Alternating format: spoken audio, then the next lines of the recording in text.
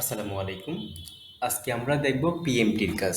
PMT বলতে বোঝাচ্ছে আমরা এই যে ব্যাংক থেকে লোন নিই, লোন নিলে কত টাকা পেমেন্ট করতে হবে, মাসিক কত টাকা ইন্টারেস্ট হলে কত টাকা মাসিক পেমেন্ট করতে হবে, এই জিনিসটা কিভাবে করব আমরা সেটা প্রসেসটা দেখাই দিব।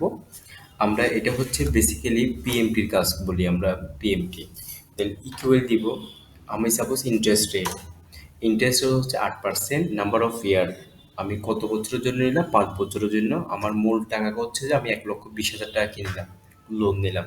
তার মানে আমি 1,20,000 টাকা 5 বছরের জন্য 8% সুদে আমাকে কত টাকা পেমেন্ট করতে হবে প্রতি মাসে। তখন আমরা ইকুয়াল দিব। ইকুয়াল দেওয়ার পর পিএমটিকে কল করবো আমরা। পিএমটি দিলাম, দেওয়ার পরে 8%-এ ক্লিক করলাম। ক্লিক করার পর আমরা ডিভাইডেড 12, যেহেতু 1 বছরে 12 মাস, সেক্ষেত্রে আমাকে কি করতে হবে, এটা দিয়ে ইন্টারেস্টকে ভাগ করতে হবে।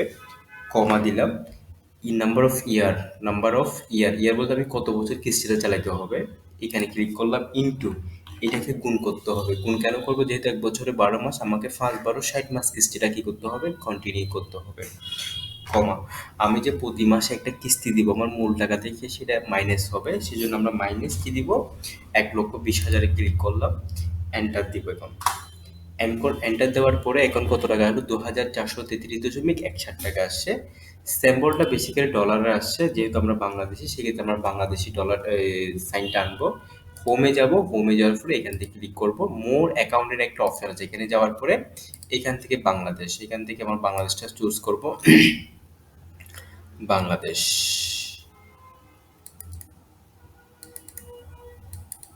বাংলাদেশ দিলাম। ওকে করলাম। এখন আপনাদের হয়তো একটা প্রশ্ন থাকতে পারে, এখানে আমি তো মাসিক বের করলাম, মানে মাসিক যদি আমাদের সাপ্তাহিক বের করতে হয়, প্রতি সপ্তাহে কত টাকা কিস্তি দিতে হবে। তখন আমরা 1 বছরে যদি হয় 52 সপ্তাহ মেবি, এখানে 1 বছরে 52 দিলাম, 52, এখানে দিলাম 52 দিয়ে দিলাম। তাহলে আমরা যদি মাসিক হয় তাহলে 12 দিব, আর যদি সাপ্তাহিক হয় তাহলে 52 দিব। আশা করি সূত্রটা বুঝতে পেরেছেন। যদি বুঝতে পারেন অবশ্যই আমাদের কমেন্টে জানাবেন। সবাই ভালো থাকবেন, সুস্থ থাকবেন। আসসালামু আলাইকুম।